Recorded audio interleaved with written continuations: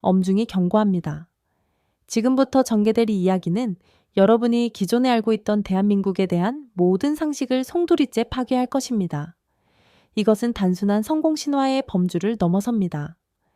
강대국들의 거센 압력에 굴복하여 핵무기 개발마저 단념해야 했던 한 작은 국가가 그 압제자들의 목줄을 쥐기 위해 수십 년간 치밀하게 준비해온 차갑고도 거대한 복수극이자 나아가 지구의 운명을 근본적으로 뒤바꾼 위대한 역전의 전쟁 기록입니다. 세계 최고의 동맹 관계를 자랑하던 일본은 어떠한 연유로 미국에게서 버림받게 되었는가? 중국은 왜 막대한 자본과 국력을 쏟아부어 추진했던 빙상 실크로드 매력 계획을 스스로 중단할 수밖에 없었는가? 이 모든 근원적인 질문들에 대한 해답은 단 하나, 전 세계가 공포에 떨고 있는 대한민국의 비밀병기에서 비롯되었습니다. 이제 그 누구도 감히 입 밖에 내지 못했던 충격적인 진실이 만천해 밝혀질 것입니다. 잠시 누르는데 1초조차 걸리지 않는 좋아요 버튼과 구독 버튼을 클릭해 주신다면 본 영상 제작에 실로 막대한 힘이 될 것입니다. 그럼 오늘의 서사를 본격적으로 시작하겠습니다. 안녕하십니까. 제 이름은 빅토르 이바노프입니다. 저는 한때 러시아의 냉혹한 북방 함대 소속 전략 정보 분석가로 젊은 시절을 보냈습니다. 얼어붙은 바다의 미세한 움직임과 그 위를 항해하는 강철 군함들의 미세한 소음까지도 정밀하게 분석하며 미래의 해양 전략을 예측하는 것이 저의 임무였습니다. 비록 현재는 야인 예렌이 되어 대학에서 해양 전략을 깊이 있게 연구하고 있으나 저의 영혼은 여전히 바렌츠해의 냉혹한 파도와 함께 호흡하고 있습니다. 힘의 논리가 모든 국제 질서를 지배하며 단 한순간의 오판이 한 국가의 100년 대계를 무너뜨릴 수 있는 냉혹한 국제 정치의 본질적 속성을 누구보다 명확히 이해하고 있기에 저는 평생 국가의 생존과 패권의 향방을 추적하며 살아왔습니다. 그리고 오늘 저는 제가 직접 목격했던 가장 위대하고도 경이로운 역전의 드라마를 여러분께 상세히 들려드리고자 합니다. 이것은 한 국가가 어떻게 스스로의 운명을 개척하고 강대국들의 오만한 조소와 폄하를 통쾌하게 무너뜨리며 세계 질서를 재편해셌는지에 대한 장엄한 기록입니다. 그 위대한 국가의 명칭은 바로 대한민국입니다. 이야기의 서막은 2024년, 숨막히는 열대 공기, 값비싼 향수 냄새, 그리고 그 누구도 입 밖에 내지 않지만 모두가 체감하는 팽팽한 긴장감이 뒤섞여 있던 싱가포르의 마리나 베이 샌즈 호텔 컨벤션홀에서 시작되었습니다. 그곳에서는 세계 해양 전략 포럼이라는 거창한 명칭의 행사가 개최되고 있었죠. 전 세계에서 명성을 떨치는 해군 제독들, 펜타곤의 지정학 전문가들, 그리고 천문학적인 자금을 운용하는 유럽 물류 재벌들이 총집합하여 지구온난화라는 재앙이 역설적으로 열어젖어 젖힌 새로운 기회, 즉 북극 항로의 미래에 대해 심도 있게 논의하는 자리였습니다. 컨벤션 홀의 공기는 마치 폭풍 전야의 바다처럼 겉으로는 화려하고 평온했지만 그 표면 아래에서는 거대한 소용돌이가 꿈틀거리고 있었습니다. 저는 맨 뒷자리에 앉아 그 광경을 조용히 관망하고 있었습니다.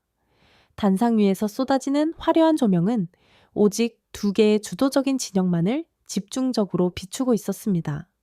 한쪽은 세계 유일의 패권 국가인 미국과 그들의 가장 충실한 동맹이자 아시아의 맹주임을 자처하는 일본, 다른 한쪽은 그 패권의 자리를 호시탐탐 노리며 막대한 자본력을 과시하는 신흥 강국 중국.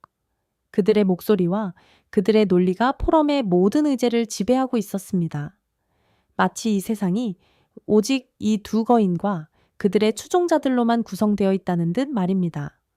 특히 일본 해양전략연구소 소장이라는 직함을 가진 사토 타카시 교수의 기세는 그야말로 하늘을 찔렀습니다. 그는 최고급 명품으로 치장한 몸을 단상 위에 당당히 세우고 마치 개선 장군이 연설하듯도 유창하게 그지없는 영어로 열변을 토했습니다. 그의 몸짓 하나하나, 그가 선택하는 단어 하나하나에는 동양인으로서 미국의 완벽한 파트너가 되었다는 선민의식과 다른 아시아 국가들을 노골적으로 내려다보는 오만함이 뚝뚝 묻어났습니다.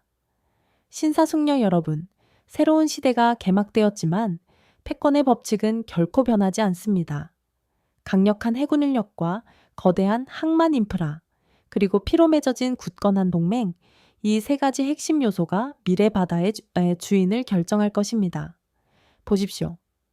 일본은 세계 3위의 경제 대국일 뿐만 아니라 미국조차 부러워하는 최첨단 항만 시설을 태평양 전역에 완비하고 있습니다. 요코하마, 고베, 오사카로 이어지는 저희의 항만 클러스터는 그 어떤 폭증하는 물류 수요도 완벽히 감당할 수 있습니다.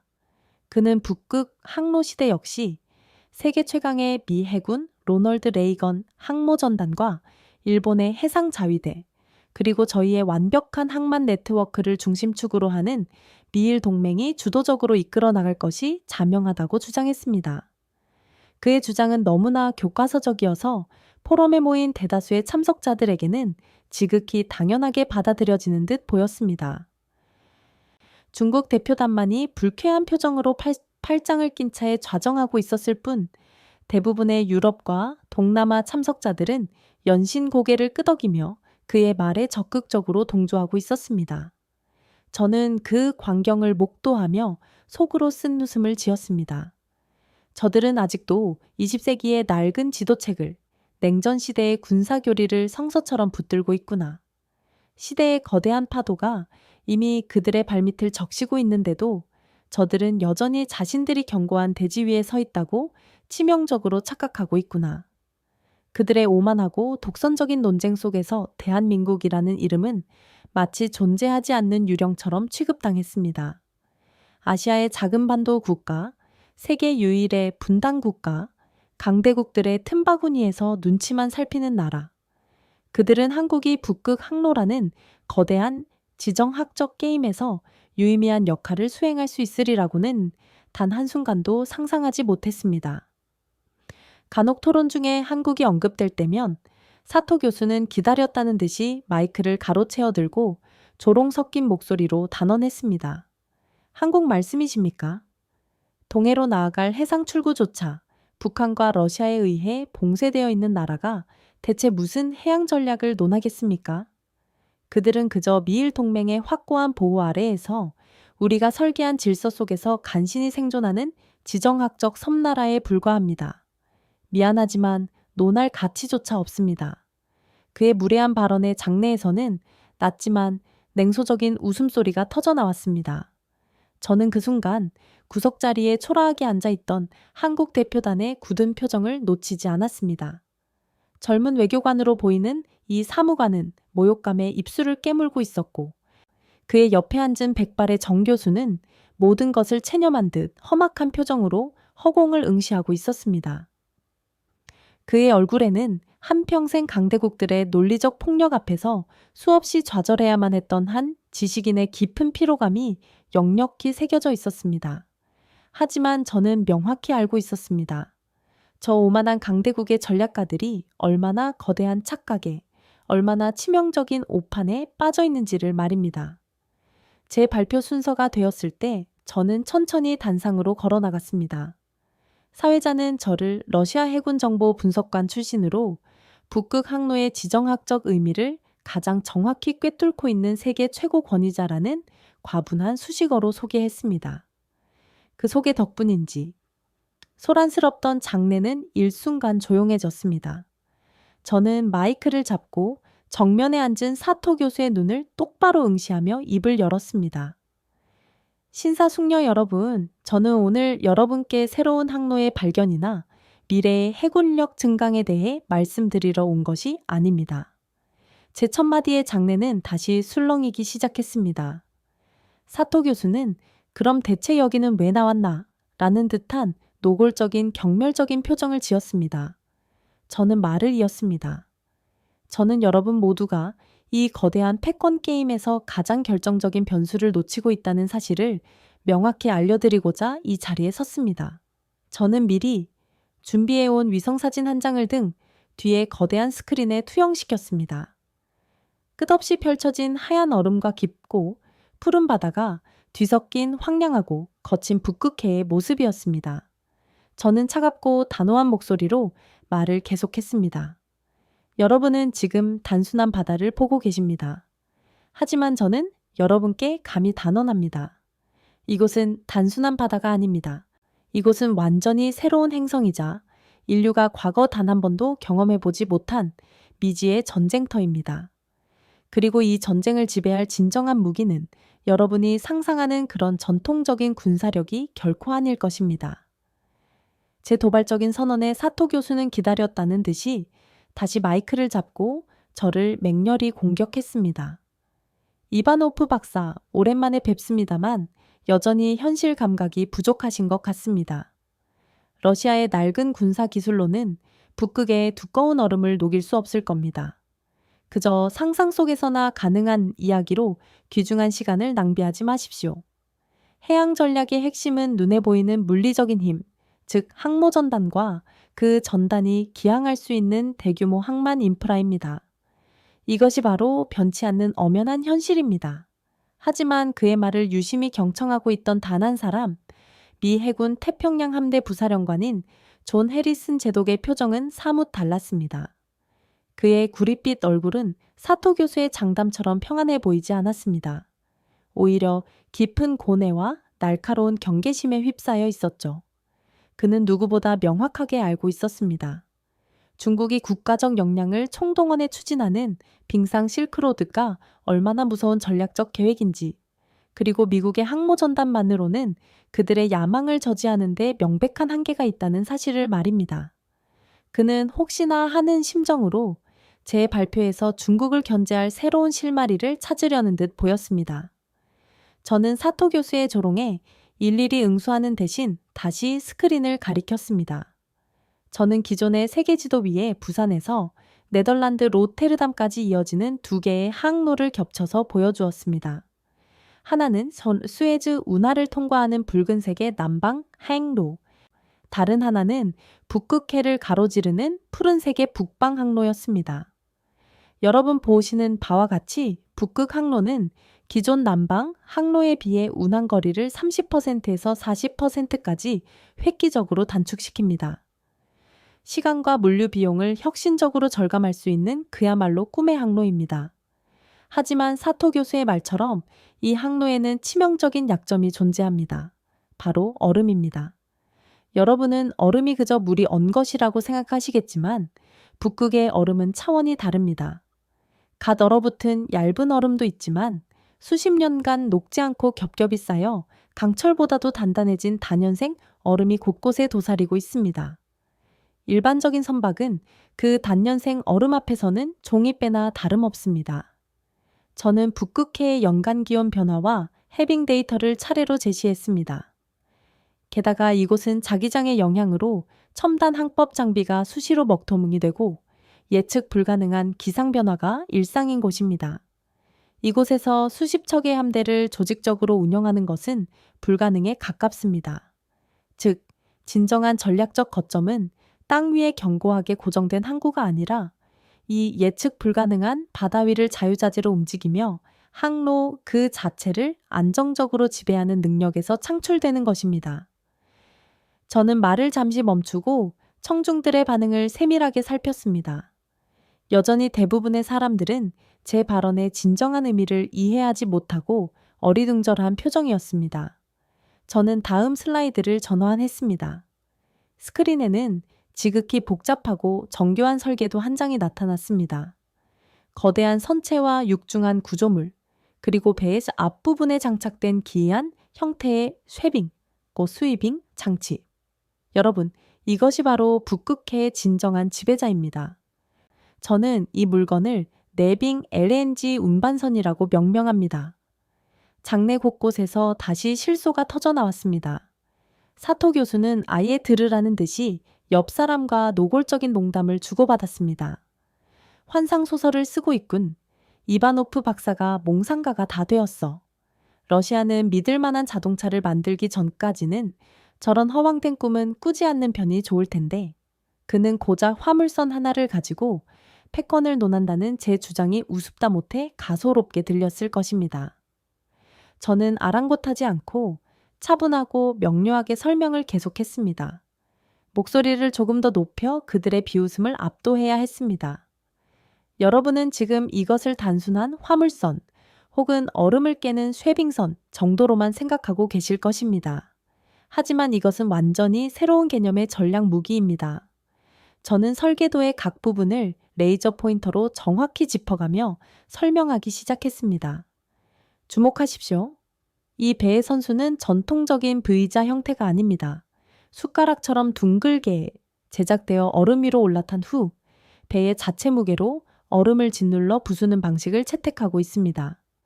그리고 이 선체 아래에는 360도 회전이 가능한 아지포드 추진 시스템이 장착되어 있어 거대한 빙산 사이에서도 마치 발레리나가 춤을 추듯 정교하고 민첩한 항해가 가능합니다. 하지만 가장 위대한 기술의 정수는 이 선체 내부에 있습니다. 저는 선체의 단면도를 보여주었습니다. 이 선체 내부에서는 영하 162도로 액화시킨 천연가스를 단 1도의 손실도 없이 수만 킬로미터 밖까지 장거리 운반할 수 있습니다. 이것은 단순한 배가 아니라 스스로 움직이는 거대한 해상 에너지 기지인 셈입니다. 제 설명이 구체화될수록 장내의 웃음소리는 점차 수그러들었습니다. 특히 앞자리에 앉아있던 각국의 기술 전문가들은 스크린에 설계돼서 눈을 떼지 못했습니다. 그들은 경악을 금치 못하는 표정으로 서로 수군거리기 시작했습니다. 그들은 이 설계도가 현실화되는 것이 기술적으로 얼마나 난이도가 높은 일인지, 현존하는 과학기술의 한계에 도전하는 일인지 직감했던 것입니다. 저는 마지막 결정타를 날리기 위해 숨을 한번 골랐습니다. 신사숙녀 여러분, 북극 항로를 통해 유럽과 아시아의 에너지 혈맥을 움켜쥐고 흔들 이 괴물 같은 선박, 이 위대한 해상 기지를 실제로 건조할 수 있는 나라는 전 세계에서 단 한 곳뿐입니다. 장내는 찬물을 끼얹은 듯 완벽한 정적에 휩싸였습니다. 모두가 숨을 죽이고 제 다음 발언을 기다렸습니다. 사토 교수의 오만한 미소도 중국 대표단의 불쾌한 표정도 모두 사라지고 오직 혼란과 충격만이 가득했습니다. 저는 그 순간을 충분히 만끽한 뒤 마지막 슬라이드를 스크린에 투사했습니다. 그곳에는 대한민국 남쪽의 거제도와 울산의 조선소를 촬영한 고해상도 위성사진이 떠 있었습니다. 그리고 사진 속 거대한 도크 안에는 제가 방금 전 설계도로 보여주었던 바로 그 내빙 LNG 운반선 수십 척이 웅장한 위용을 드러내며 실제 건조되고 있었습니다. 마치 거대한 강철 거인들이 깊은 잠에서 깨어나 출정을 대기하는 것처럼 보였습니다. 사진이 스크린에 나타난 순간 장내는 낮은 탄식과 경악의 신음으로 가득 찼습니다. 그것은 그 어떤 웅변이나 데이터보다도 강력하고 압도적인 실물의 증거였습니다. 저는 마이크에 대고 조용히 하지만 모든 사람의 귀에 또렷이 박히도록 말했습니다. 여러분, 이것은 청사진이 아닙니다. 이것은 꿈이 아닙니다. 이것은 지금 이 순간에도 끊임없이 가동되고 있는 생산 라인입니다. 그리고 이것이 바로 대한민국의 대답입니다. 미국이 핵무기 개발을 막고 온갖 규제로 한국의 손발을 묶었을 때 한국은 아무도 상상하지 못한 방향으로 국가의 생존 전략을 완전히 전환했습니다. 그들은 핵폭탄을 개발하는 대신 전 세계 에너지 수송의 심장부를 움켜쥘 수 있는 이 팜섬 움직이는 강철 심장을 만드는 길을 선택한 것입니다. 저는 잠시 말을 멈추고 존 해리슨 제독을 바라보았습니다. 그의 얼굴은 새하얗게 질려 있었습니다. 그는 해군 전략가로서 누구보다 먼저 깨달은 것입니다. 저 강철 심장들이 의미하는 전략적 가치를 말입니다. 그의 머릿속에서는 수만 가지 시나리오가 번개처럼 스쳐 지나가고 있었을 것입니다. 시나리오 1을 한국이 이 독보적인 기술을 중국의 막대한 자본과 결합시킨다. 중국은 더 이상 미국의 해상 봉쇄를 두려워할 필요가 없게 된다. 빙상 실크로드는 현실화되고 유라시아 대륙은 중국의 영향권 아래로 들어간다. 시나리오 2, 한국이 이 기술을 러시아의 풍부한 자원과 결합시킨다. 러시아는 유럽에 대한 에너지 패권을 완벽하게 장악하고 미국은 유럽 대륙에서 영향력을 상실한다. 이 두 시나리오 모두 미국에게는 상상할 수 없는 악몽과도 같은 결과였습니다. 일본이 그토록 자랑하던 항만 인프라는 그저 유령 도시에 세워진 거대한 콘크리트 기념물처럼 변해버릴 테고요. 그의 등에서는 식은땀이 흐르는 것 같았습니다. 사토 교수는 현실을 부정하려는 듯 자리에서 벌떡 일어나 버럭 소리를 질렀습니다. 말도 안 돼. 저건 전부 컴퓨터 그래픽일 뿐이야. 한국 같은 작은 나라가 우리 위대한 일본도 해내지 못한 저런 독자적인 기술을 가지고 있을 리가 없어. 하지만 그의 목소리는 텅 빈 컨벤션홀을 공허하게 맴돌 뿐이었습니다. 스크린에 떠있는 압도적인 실물 증거 앞에서 그의 주장은 어린아이의 투정처럼 초라하게 들렸습니다. 저는 그의 마지막 발악을 가볍게 짓밟아 주기로 결심했습니다. 사토 교수님, 일본이 자랑하는 항구들은 매우 훌륭합니다. 하지만 그곳까지 화물을 실어올 운반선이 존재하지 않는다면 그 항구들은 텅 빈 콘크리트 구조물에 불과합니다. 세상의 중심이 북극으로 이동하는 지금 당신들은 여전히 낡은 부두를 헛되이 지키고 서 있는 것에 불과합니다. 당신들은 땅에 묻힌 과거의 유산에 집착하고 있지만 미래의 해양 지배자는 바다 위를 자유롭게 움직이는 자가 될 것입니다. 당신들의 시대는 이제 종말을 고했습니다. 저는 이어서 제가 속한 러시아 연방의 이야기를 꺼냈습니다. 솔직히 말씀드리겠습니다. 저희 러시아는 이 기술을 확보하고 나아가 중국에 대한 과도한 경제 의존에서 벗어나기 위해 오래전부터 비밀리에 한국과 접촉해왔습니다. 왜냐하면 우리에게는 이 강철 심장이 절실하게 필요하기 때문입니다. 그리고 그것을 독자적으로 완벽하게 만들어낼 수 있는 나라는 오직 한국뿐이라는 사실을 저희는 너무나 명확히 알고 있기 때문입니다. 제 말에 다급해진 중국 대표단의 얼굴은 순식간에 흑빛으로 변했습니다. 그들은 러시아가 자신들을 견제하기 위해 한국과 정역적으로 손을 잡을 수 있다는 전략적 가능성을 미처 고려하지 못했던 것입니다. 모든 논쟁은 그 순간 종결되었습니다. 포럼의 남은 시간 동안 북극 항로나 미일 동맹에 대해 이야기하는 사람은 아무도 없었습니다. 모든 대화의 주제는 오직 하나, 어떻게 하면 한국의 저 독보적인 기술을 우리 편으로 만들 수 있는가 뿐이었습니다. 포럼은 순식간에 한국의 기술력을 둘러싼 미국, 러시아, 중국 간에 보이지 않는 첨예한 전쟁터로 변해버린 것입니다. 저는 그 혼란의 중심에서 한 걸음 물러나 한국인들이 수십 년에 걸쳐 일구어낸 이 경이로운 역정극의 진정한 전략적 의미를 되새기고 있었습니다. 이것은 단순히 뛰어난 기술 하나가 우연히 만들어낸 성공이 아니었습니다. 이것은 한 국가의 처절한 생존 전략이 낳은 필연적인 결과였습니다. 저는 머릿속으로 한국의 현대사를 그려보았습니다. 1970년대 전쟁의 잿더미 위에서 허리띠를 졸라매던 시절 그들은 맨손으로 허허 벌판에 포항 제철소를 건설했습니다. 모두가 불가능하다고 비웃었지만 그들은 기어이 해내고야 말았습니다. 그리고 그 쇳물로 배를 만들기 시작했습니다.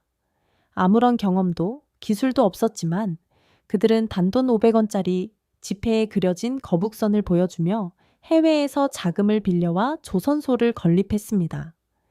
파도가 몰아치는 대양을 건너 세계 곳곳에 물건을 팔기 위해 그들에게 좋은 배는 선택이 아닌 필수였기 때문입니다. 그 과정에서 그들은 세계 최고의 선박을 건조하는 기술을 피와 땀으로 처절하게 연마했습니다. 1980년대와 90년대 그들은 세계 시장에서 일본과 치열한 전쟁을 벌였습니다. 일본은 수십 년간 쌓아온 기술력과 자본력으로 한국을 압박했지만 한국의 기술자들은 밤샘과 철야를 밥 먹듯이 하며 그들을 끈질기게 따라잡았고 마침내 추월해 버렸습니다. 하지만 그들이 진정한 강국으로 발돋움하려 할 때마다 주변의 강대국들은 어김없이 그들의 발목을 잡았습니다. 특히 미국은 동맹이라는 이름 아래 한국이 자신들의 통제를 벗어나는 것을 결코 용납하지 않았습니다.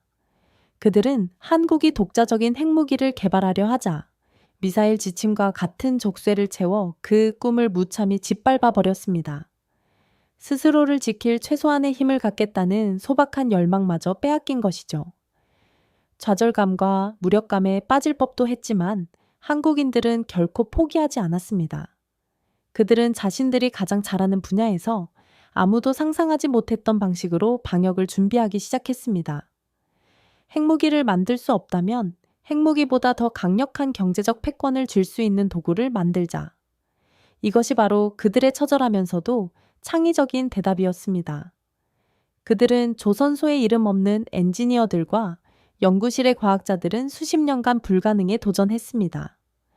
영하 50도의 혹한을 견디는 특수 강철을 개발하고 거대한 선체를 제어하는 정밀한 항법 시스템을 만들어냈습니다. 그들의 땀과 눈물, 그리고 조국을 향한 뜨거운 사명감이 결집하여 마침내 세계는 감히 넘볼 수 없는 독보적인 기술, 바로 북극의 강철 심장이 탄생한 것입니다. 이것이야말로 진정한 비대칭 전력이었습니다. 상대방이 예측하지 못하는 영역에서 자신만의 독창적인 방식으로 힘을 길러 판세를 완전히 뒤엎는 것. 한국은 강대국들의 압박이라는 지정학적 약점을 오히려 기술 개발의 강력한 동력으로 승화시킨 것입니다. 포럼장으로 다시 돌아왔을 때 저는 존 해리슨 제독이 컨벤션 홀 구석에서 누군가와 다급하게 통화하는 모습을 목격할 수 있었습니다. 그의 목소리는 들리지 않았지만 그의 표정은 그 어떤 말보다도 더 많은 것을 이야기해주고 있었습니다. 그는 더 이상 태평양 함대의 위풍당당한 제독이 아니었습니다. 그는 마치 패전 소식을 접한 장수처럼 보였습니다. 저는 그가 보안 위성을 통해 워싱턴의 펜타곤 상황실과 직접 통화하고 있음을 직감했습니다.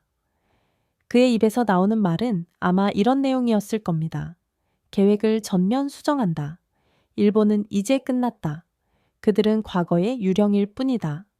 우리의 새로운 최우선 순위는 코드네임 반도파오다. 지금 당장 한국의 중공업 역량에 대한 모든 정보를 긁어모아 즉시 보고해라. 모든 것을. 그 순간 포럼장 복도에서는 더욱 노골적이고 치열한 외교전이 펼쳐지고 있었습니다.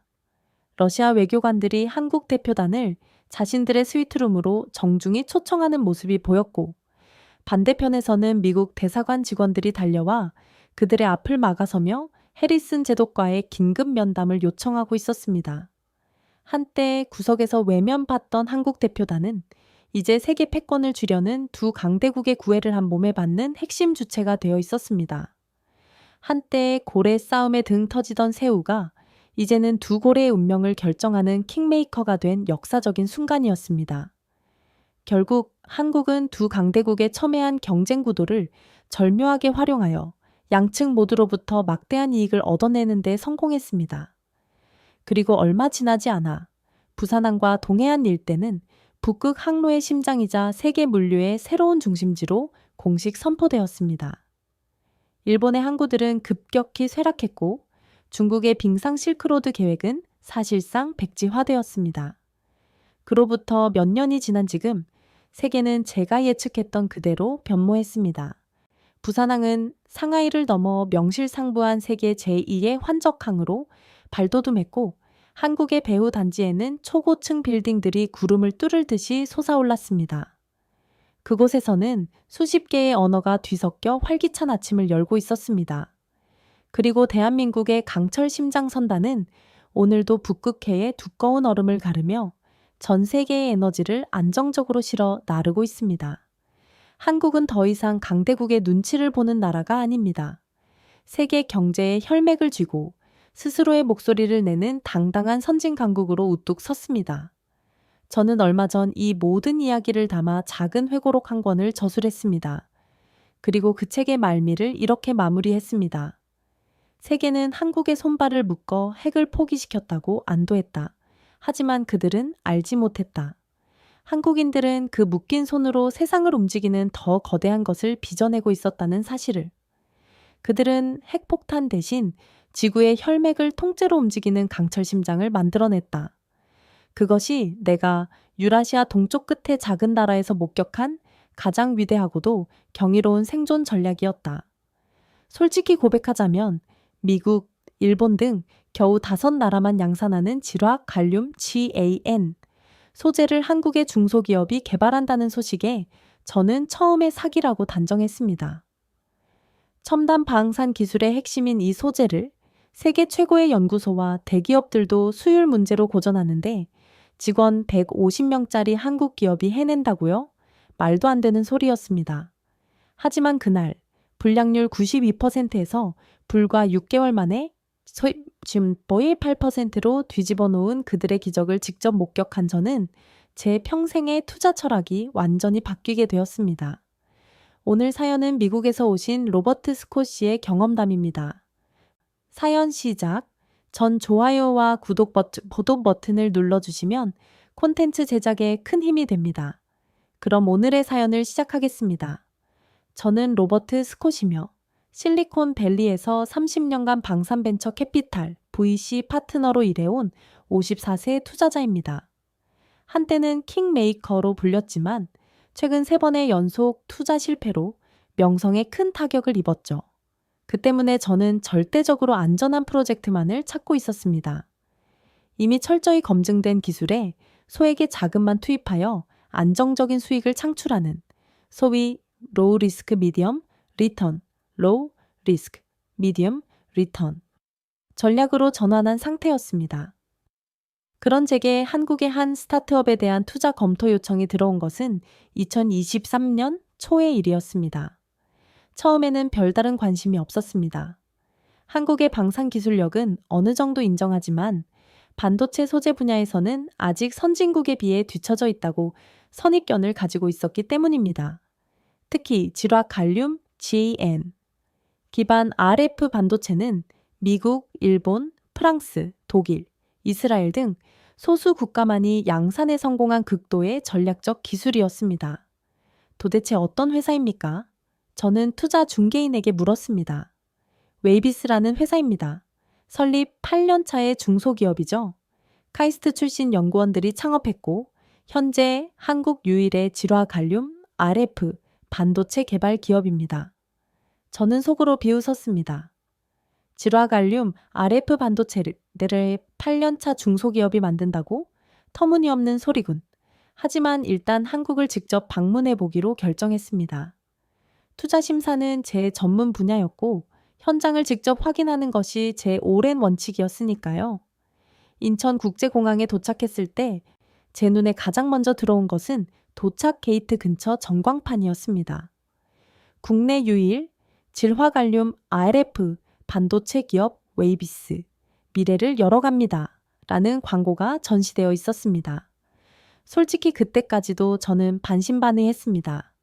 광고는 누구나 할 수 있으니까요. 서울로 향하는 길에 저는 질화갈륨 기술에 대해 다시 한번 생각해 보았습니다. 이 소재는 기존 실리콘이나 갈륨 비소 소재보다 훨씬 높은 전력, 밀도와 효율성을 가지고 있습니다. 특히 고주파, 고출력 환경에서 뛰어난 성능을 발휘하기 때문에 첨단 무기 체계의 핵심 부품으로 사용됩니다. AESA 레이더, 전자전 시스템, 고성능 통신 장비 등의 필수적인 전략적 소재입니다. 그러나 이 소재를 다루는 것은 매우 까다롭습니다. 제조 과정에서 고온과 고압이 필수적이며 미세한 공정 오차만 발생해도 심각한 불량이 발생합니다. 세계 최고의 기업들도 초기에는 80% 이상의 불량률로 극심하게 고전했던 기술입니다. 그런 기술을 한국의 작은 기업이 독자적으로 개발했다니 도저히 믿기 어려웠습니다. 다음 날 아침 저는 경기도 화성에 위치한 웨이비스 본사와 공장을 방문했습니다. 첫인상은 예상했던 것보다 규모가 매우 작다는 것이었습니다. 미국의 방산 기업들은 대개 엄청난 규모와 화려한 시설을 자랑하는데 이곳은 작은 공단 안에 자리한 평범한 건물처럼 보였습니다. 저를 반갑게 맞이한 사람은 박준영 CTO였습니다. 40대 중반으로 보이는 그는 친절하면서도 강한 자신감이 넘치는 태도로 인사를 건넸습니다. 스콧 파트너님, 먼 길 와주셔서 진심으로 감사합니다. 오늘 저희의 기술력과 시설을 모두 투명하게 보여드리겠습니다. 박 CTO의 안내로 클린룸으로 들어갔습니다. 놀랍게도 내부 시설은 최신식이었습니다. 제가 미국에서 직접 보았던 최첨단 반도체 제조 시설과 견주어도 손색이 없을 만했습니다. 그러나 제 의구심은 여전했습니다. 박 박사님, 솔직히 말씀드리면 제가 아직 확신이 서지 않습니다. 질화갈륨 RF 칩은 세계 최고의 기업들도 어려워하는 기술인데 어떻게 이런 규모의 회사에서 성공을 거둘 수 있었나요? 그는 미소를 지으며 차분히 대답했습니다. 스콧 파트너님, 저희도 그 어려움을 누구보다 잘 알고 있습니다.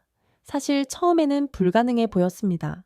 지금 이 공정 데이터를 보여드리겠습니다.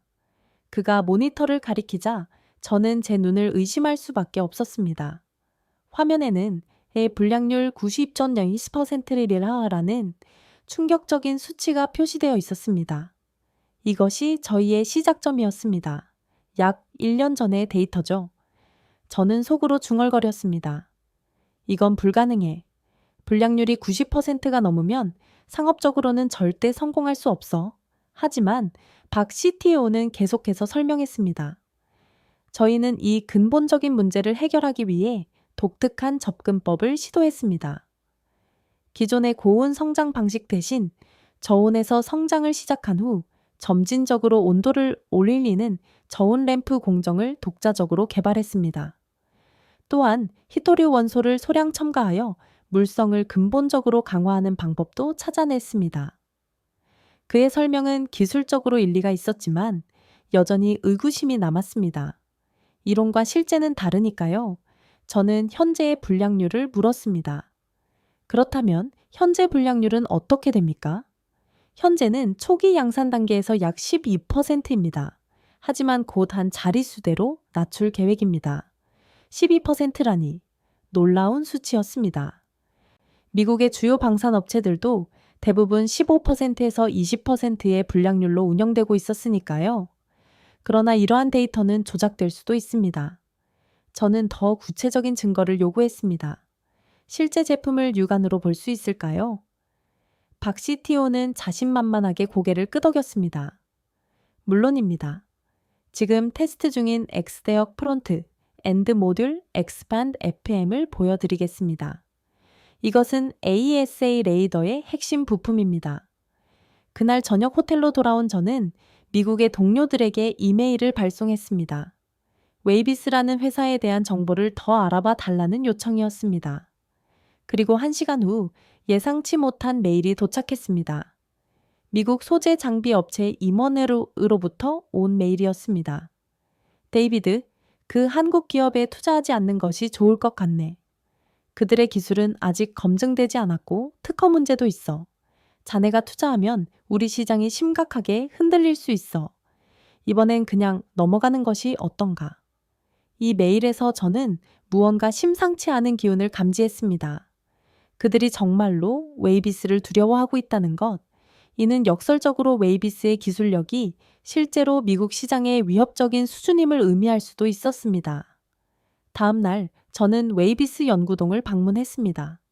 그곳에서 저는 엔지니어들과 직접 대화할 기회를 얻었습니다.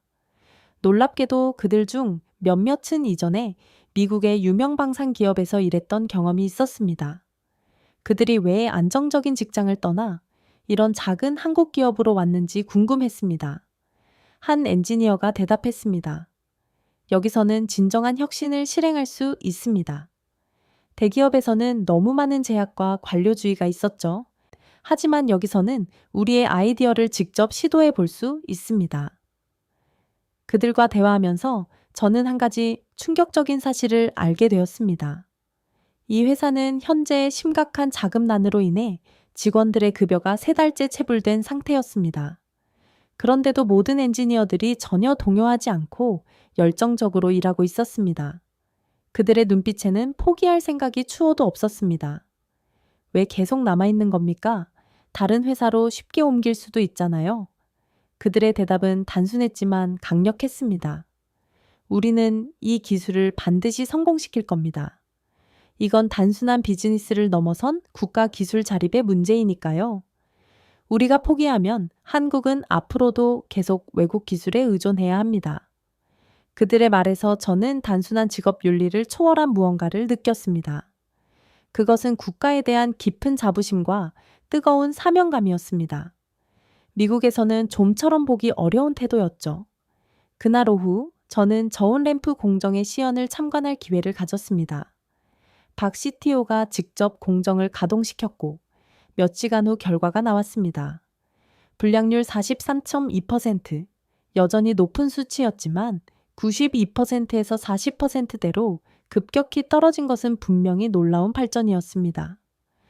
제 손에 들고 있던 메모장이 미세하게 떨렸습니다. 이건 정말 경이롭군요. 어떻게 이렇게 빠르게 개선할 수 있었죠? 박 CTO의 대답은 겸손했습니다. 아직 부족합니다. 저희 목표는 5% 이하입니다. 다음 주에는 히토류 첨가 공정을 도입할 예정입니다. 그러면 더 개선될 것으로 확신하고 있습니다. 그의 자신감 있는 태도는 이론적 지식이 아닌 수많은 실패와 시행착오를 통해 얻은 실전 경험에서 나오는 것이라고 저는 느꼈습니다. 다음 날 파일럿 라인의 가동을 참관하기 위해 다시 공장을 방문했습니다. 모든 것이 순조롭게 진행되는 듯 했습니다. 그런데 갑자기 정전이 발생했습니다. 건물 전체가 암흑에 빠졌고 모든 장비가 멈춰 섰습니다. 비상 발정에는 없나요? 저는 당황하여 물었습니다. 있지만 이번 달에 정비 중입니다.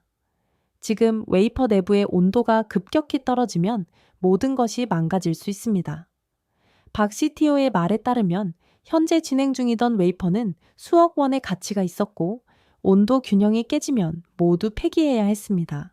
위기의 순간이었습니다. 그때 갑자기 밖에서 소란이 일어났습니다. 누군가 큰 소리로 외치고 있었습니다. 박 박사, 발정이 가져왔어요. 어서 연결합시다. 바로 옆 공장의 금형업체의 사장이었습니다. 그는 자신의 트럭에 발전기를 싣고 한달음에 달려왔고 즉석에서 전원을 연결해 주었습니다. 같은 동네 기업이 망하는 꼴 못 봐요. 우리도 한때 어려웠을 때 도움받았으니까요. 그의 신속하고 자발적인 대응 덕분에 웨이퍼는 무사히 구해졌고 시스템은 곧 정상화되었습니다. 저는 이러한 이웃 간의 강력한 연대감에 깊은 인상을 받았습니다. 미국에서는 보기 힘든 광경이었으니까요. 위기를 넘긴 후 웨이비스 팀은 더욱 활기를 띠었습니다. 그들은 재가동 후 첫 번째 배치에서 12%의 불량률을 기록했습니다. 92%에서 12%로의 감소는 정말로 놀라운 발전이었습니다. 이미 기적입니다. 저는 감탄을 금치 못했습니다. 그러나 박 CTO는 만족하지 않았습니다. 우리는 한 자릿수까지 내려갈 것입니다. 그것이 진정한 세계 경쟁력이니까요. 그의 확고한 의지와 자신감에 저는 점점 더 이 회사에 투자해야겠다는 홀의 확신이 들었습니다. 하지만 동시에 걱정도 커져갔습니다. 저녁에 다시 이메일을 확인했더니 이번에는 일본의 한 대기업이 웨이비스를 상대로 특허 소송을 준비하고 있다는 정보가 들어와 있었습니다. 또한 제 파트너 B씨도 리스크가 너무 크다며 투자 철회안을 준비하고 있다는 소식이 전해졌습니다. 저의 양심은 심하게 흔들렸습니다. 한편으로는 이 회사의 잠재력을 굳게 믿었지만 다른 한편으로는 현실적인 위험 요소도 무시할 수 없었습니다. 그날 밤 저는 잠을 이루지 못했습니다. 머릿속으로 계속 생각이 맴돌았습니다. 이 회사에 투자해야 할까? 아니면 안전하게 빠져나가야 할까? 다음 날은 웨이비스의 운명을 가를지도 모르는 중요한 날이었습니다. 그들은 히토류를 소량 합금한 새로운 공정을 적용한 첫 배치 웨이퍼를 생산할 예정이었고 이 결과에 따라 저의 최종 투자 결정도 달라질 것이었습니다. 공장에 도착하자 극도의 긴장감이 감돌았습니다. 모든 직원들이 모니터 앞에 모여 있었고 박 CTO의 얼굴에는 피로의 흔적이 역력했습니다. 그는 밤을 새워 최종 조정을 했다고 합니다. 스콧 파트너님, 이번이 저희에게는 정말 중요한 순간입니다. 성공하면 세계 시장에 당당히 도전할 수 있고 실패하면 그의 말을 끊으며 저는 말했습니다. 실패해도 다시 도전하면 됩니다.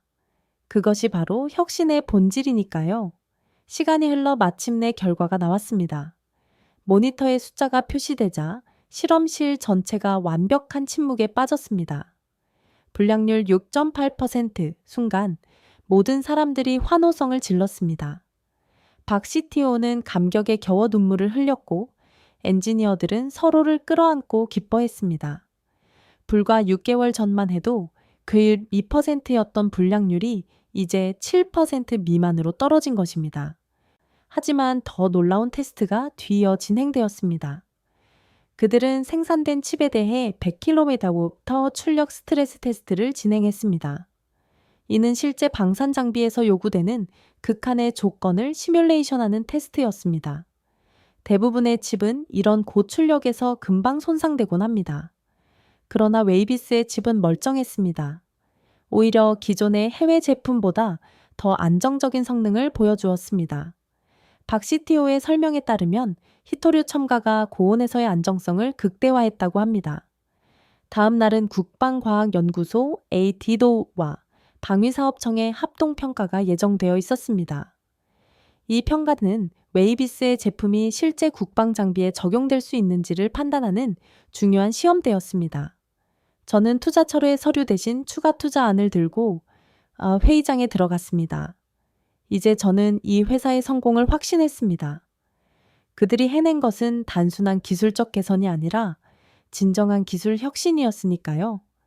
회의장에는 군 관계자, 연구원, 그리고 다른 투자자들이 모여 있었습니다.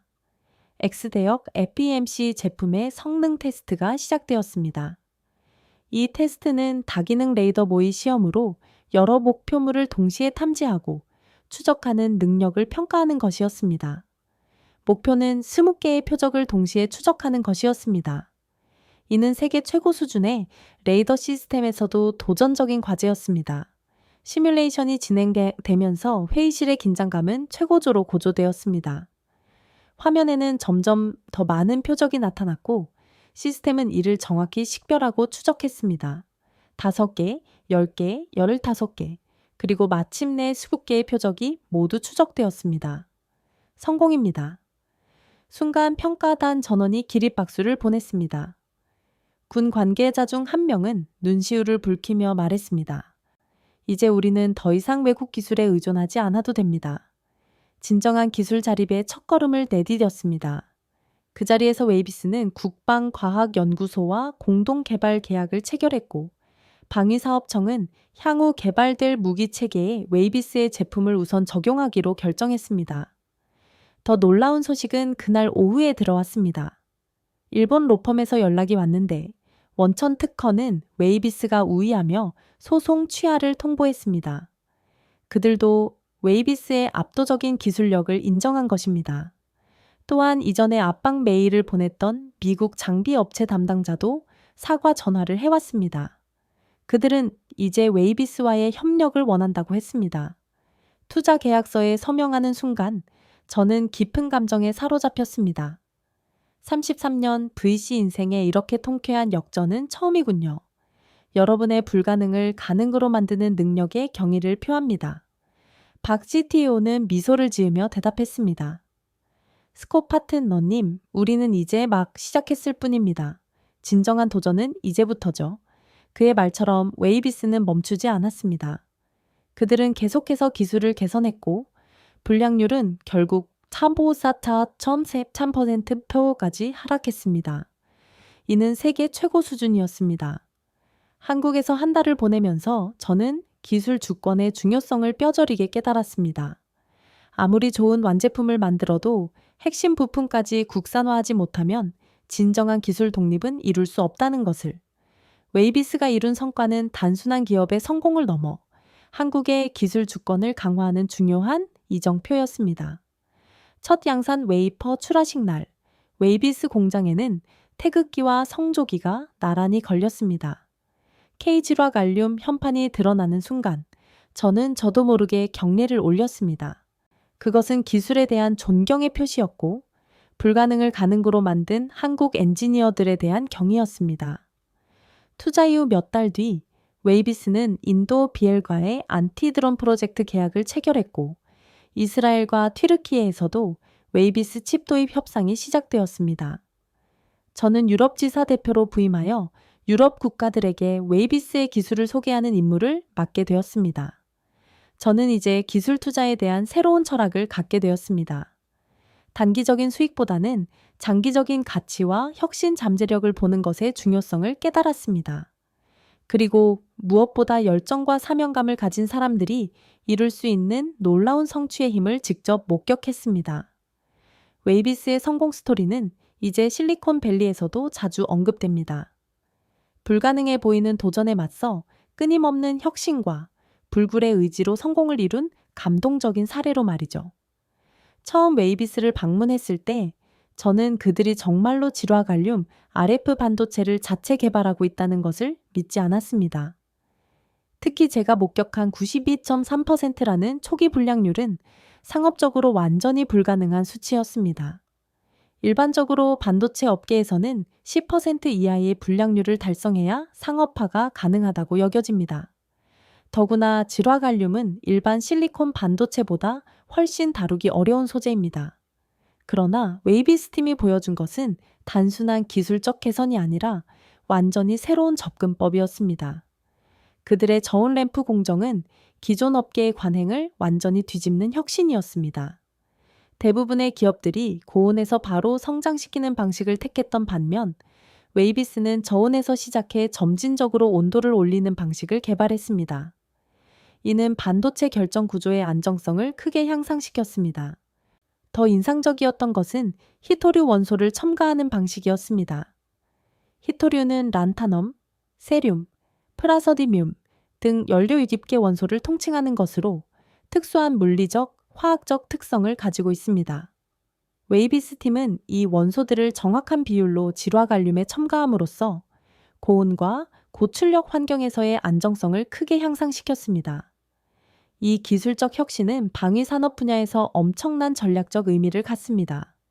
AESA 레이더, 전자전 시스템, 미사일 방어 시스템 등 첨단 무기 체계의 핵심은 바로 고성능 RF 반도체입니다. 기존에는 미국, 일본 등 소수 국가만이 이 기술을 보유하고 있었고 다른 국가들은 이들로부터 수입해야 했습니다. 그러나 이런 핵심 부품의 해외 의존은 큰 위험을 수반합니다. 국제 정세에 따라 갑자기 공급이 중단될 수도 있고 상대국의 기술적, 정치적 압박에 취약해질 수밖에 없습니다. 웨이비스의 성공은 한국이 이러한 기술적 종속에서 벗어나 진정한 기술 자립을 이룰 수 있는 굳건한 발판을 마련했다는 점에서 단순한 기업의 성공 이상의 의미를 갖습니다. 제가 특히 인상 깊게 본 것은 웨이비스 직원들의 태도였습니다. 그들은 단순히 돈을 벌기 위해 일하는 것이 아니었습니다. 그들은 급여가 3달 동안 체불된 상황에서도 포기하지 않고 오히려 더 열심히 일했습니다. 그들에게는 국가 기술 자립이라는 더 큰 목표가 있었고 이는 그들에게 강력한 동기를 부여했습니다.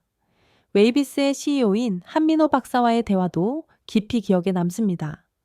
그는 회사 설립 초기에 미국의 대형 방산 업체로부터 인수 제안을 받았지만 이를 단호히 거절했다고 합니다. 우리가 원하는 것은 단순히 기업의 성공이 아닙니다. 한국이 질화 갈륨 기술을 독자적으로 보유하는 것, 그것이 저희의 궁극적인 목표입니다. 그의 말에서 저는 깊은 애국심과 사명감을 느꼈습니다. 이런 태도는 미국의 스타트업에서는 쉽게 찾아볼 수 없는 것이었습니다. 미국의 기업들은 주로 비즈니스 모델과 수익성에 집중하는 반면 웨이비스는 국가적 기술 자립이라는 더 큰 비전을 가지고 있었습니다. 금형업체 사장이 발전기를 가져와 위기 상황을 해결해준 에피소드도 잊을 수 없습니다. 그날 제가 목격한 것은 단순한 이웃의 도움을 넘어선 한국 중소기업들 사이에 형성된 강력한 연대의식이었습니다. 그들은 서로를 경쟁자가 아닌 같은 생태계의 일원으로 인식하고 있었습니다. 작은 기업들이 힘을 합쳐야 큰 기업들과 경쟁할 수 있습니다. 우리는 서로 도와야 합니다. 금형업체 사장의 이 말은 한국 중소기업들의 생존 전략을 명확히 보여주는 것이었습니다. 그들은 고립된 개체가 아니라 서로 연결된 네트워크로 존재하며 이를 통해 더 큰 도전에 맞서고 있었습니다. 국방과학연구소와 방위사업청의 합동평가는 웨이비스의 운명을 바꾸는 결정적인 순간이었습니다. X대역 FEMC 제품이 20개의 표적을 동시에 추적하는 데 성공했을 때 회의실의 분위기는 말로 표현하기 어려울 정도로 감동적이었습니다.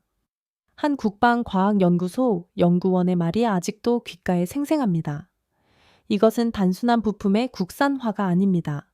바로 우리나라의 군사적 독립성을 한 단계 높이는 역사적 순간입니다.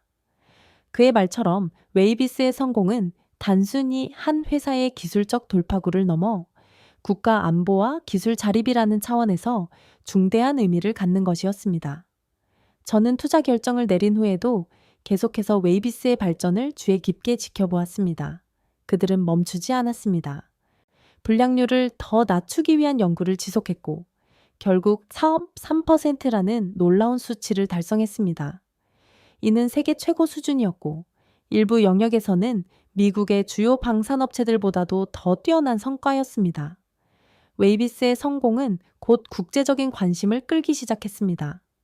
특히 인도, 이스라엘, 튀르키예 등 자체 방위 산업을 발전시키려는 국가들이 큰 관심을 보였습니다. 이들 국가 역시 미국이나 유럽에 대한 기술적 종속에서 벗어나고자 했기 때문입니다.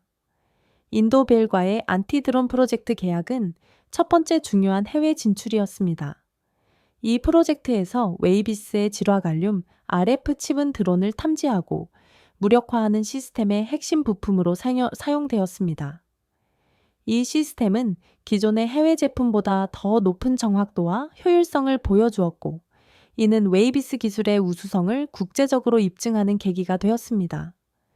이스라엘과 튀르키예와의 협상도 중요한 전략적 의미를 갖습니다. 이스라엘은 세계적인 방산기술 강국이며 특히 레이더와 전자전 분야에서 뛰어난 기술력을 보유하고 있습니다. 그런 이스라엘이 한국의 질화 갈륨 칩에 관심을 보였다는 것은 웨이비스 기술의 글로벌 경쟁력을 명확히 보여주는 것이었습니다. 이스라엘은 기술 자체보다 결과를 중요시합니다. 그들이 우리 제품에 관심을 보인 것은 순전히 성능 때문입니다. 박 CTO의 이 말은 웨이비스가 이제 세계 시장에서 당당히 경쟁할 수 있는 기술력을 갖추게 되었음을 의미했습니다. 저는 유럽 지사 대표로 부임한 후 여러 유럽 국가들에게 웨이비스의 기술을 소개했습니다.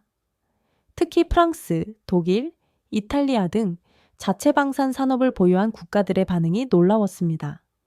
처음에는 의구심을 갖고 접근했지만 실제 데이터와 성능을 확인한 후에는 모두 깊은 관심을 보였습니다. 한 프랑스 방산업체 임원은 이렇게 말했습니다. 이제 우리는 한국을 단순한 기술 구매자가 아니라 중요한 기술 파트너로 인식하고 존중해야 합니다. 웨이비스의 성과는 정말 인상적입니다. 이러한 국제적 인정은 웨이비스와 한국의 기술력에 대한 신뢰를 더욱 높이는 계기가 되었습니다. 더 이상 추격자가 아닌 선도자로서의 위상을 확립하게 된 것입니다. 기술적인 측면에서 웨이비스의 질화갈륨 RF 반도체가 가진 가장 큰 강점은 고효율, 고출력, 그리고 열 안정성이었습니다. 특히 열 안정성은 군사 장비에서 매우 중요한 요소입니다. 전투 환경에서는 장비가 극한의 조건에서도 안정적으로 작동해야 하기 때문입니다. 웨이비스의 히토류 첨가 기술은 이 문제를 획기적으로 해결했습니다. 베킬리 다우 출력 스트레스 테스트에서도 안정적인 성능을 보여준 것은 정말 놀라운 성과였으며 이는 기존의 해외 제품들보다 훨씬 뛰어난 성능이었고 특히 고온 환경에서의 안정성은 비교할 수 없을 정도였습니다. 또한 웨이비스의 제품은 에너지 효율성 면에서도 우수했습니다. 같은 출력을 내는데 필요한 전력 소모가 기존 제품보다 20% 이상 적었습니다. 이는 배터리로 작동하는 휴대용 군사 장비에서 특히 중요한 장점이었습니다. 웨이비스의 성공 스토리는 기술 혁신에 관심 있는 많은 사람들에게 깊은 영감을 주고 있습니다. 특히 자원과 규모의 한계를 창의적인 접근법과 끊임없는 혁신으로 극복할 수 있다는 것을 보여주었기에 미국이나 유럽의 대기업들과 경쟁해야 하는 신흥국의 스타트업들에게 중요한 교훈을 제공합니다. 저는 이제 기술 투자에 대한 새로운 관점을 갖게 되었습니다. 단기적인 수익보다는 장기적인 가치와 혁신 잠재력을 보는 것이 중요함을 깨달았습니다. 웨이비스에 투자한 후 1년 만에 회사의 가치는 5배 이상 증가했습니다. 이는 투자자로서 만족스러운 성과이지만 그것보다 더 중요한 것은 이 투자가 진정한 기술 혁신에 기여했다는 사실입니다. 웨이비스의 이야기는 현재도 계속되고 있습니다. 그들은 이제 AESR 레이더용 질화 갈륨 반도체를 넘어 5G, 속지 통신, 위성 통신, 양자 컴퓨팅 등 다양한 첨단 분야로 기술을 확장하고 있습니다. 질화 갈륨 기술은 군사적 용도를 넘어 민간 분야에서도 핵심적인 역할을 할 수 있기 때문입니다. 특히 5G, 속지 통신에서 질화 갈륨 기술의 중요성은 점점 커지고 있습니다. 고주파 고출력 환경에서의 안정적인 성능은 차세대 통신 시스템에서 필수적인 요소입니다. 웨이비스는 이미 주요 통신 장비 업체들과 협력을 시작했고, 민간 시장에서도 큰 성공을 거둘 것으로 기대됩니다. 저는 웨이비스의 성공 스토리를 전 세계에 알리는 것을 제 임무로 생각하고 있습니다. 이는 단순히 한 기업의 성공 사례가 아니라 기술 혁신과 국가 발전의 모범 사례이기 때문입니다. 특히 기술적 종속에서 벗어나고자 하는 많은 국가들에게 중요한 영감을 줄 수 있을 것입니다. 웨이비스가 개발한 질화갈륨 RF 반도체는 이제 KF-21 보람의 전투기의 AESA 레이더에 적용되고 있습니다. 이는 한국의 첨단 방산 기술이 유기적으로 연결되어 발전하고 있음을 보여주는 중요한 사례입니다. 웨이비스의 성공은 기술적 혁신을 넘어 국제 관계에도 실질적인 영향을 미치기 시작했습니다. 최근 미국 국방성과 일본 방위성은 한국의 질화갈륨 기술에 대해 공식적인 관심을 표명했습니다. 이는 과거의 일방적인 기술 이전 관계에서 벗어나 이제는 상호 협력하는 동등한 파트너로 발전하고 있음을 명백히 의미합니다. 제가 미국 국방성 고위 관계자와 나눈 대화는 이러한 변화를 잘 보여줍니다. 한국의 질화 갈륨 기술, 특히 히토류 첨가 방식은 우리도 배울 점이 많습니다. 우리는 이제 한국을 단순한 기술 수입국이 아닌 중요한 기술 파트너로 인식하고 있습니다. 이러한 인식의 변화는 국제 방산 시장에서 한국의 위상을 크게 향상시키고 있습니다. 더 이상 미국, 유럽, 일본 등 전통적인 방산 강국의 기술을 일방적으로 도입하는 입장이 아니라 자체 기술력으로 세계 시장에서 당당히 경쟁하고 있는 것입니다. 웨이비스의 질화갈륨 RF 반도체 기술이 실제 무기 체계에 적용된 사례도 계속해서 늘어나고 있습니다. KF-21 전투기의 AESA 레이더 외에도 천공수우-I, 미사일 방어 시스템, 국산 함정 레이더, 그리고 다양한 전자전 장비에 이 기술이 적용되고 있습니다. 이는 한국의 방위산업 전반에 걸쳐 기술적 자립도를 높이는 중대한 변화입니다. 한 방위사업청 관계자의 말이 기억에 남습니다. 지난 10년간 우리는 완제품의 국산화에 집중했지만 핵심 부품은 여전히 해외에 의존해야 했습니다. 웨이비스의 성공으로 이제 우리는 진정한 의미의 기술 자립을 이룰 수 있게 되었습니다. 이러한 변화는 경제적으로도 큰 의미를 갖습니다. 핵심 부품의 국산화는 막대한 외화 유출을 방지하고 국내 산업 생태계를 강화하는 효과가 있습니다. 웨이비스 한 회사의 성공이 전체 산업 생태계에 긍정적인 파급 효과를 가져오고 있는 것입니다. 민간 분야에서도 웨이비스의 기술이 주목받고 있습니다. 특히 5G, 6G 통신, 인프라에서 질화갈륨 기술의 중요성이 점점 커지고 있습니다. 고주파 고출력 환경에서의 안정적인 성능은 차세대 통신 시스템에서 필수적인 요소입니다. 한국의 주요 통신사들은 이미 웨이비스와 협력을 시작했고 자체 개발한 맵지 기지국에 웨이비스의 질화갈륨 RF 칩을 적용하고 있습니다. 이는 국가 통신 인프라의 안정성과 독립성을 높이는 중요한 발전입니다. 웨이비스의 성공 이후 한국의 반도체 소재 분야 전반에 걸쳐 새로운 혁신의 물결이 일어나고 있습니다.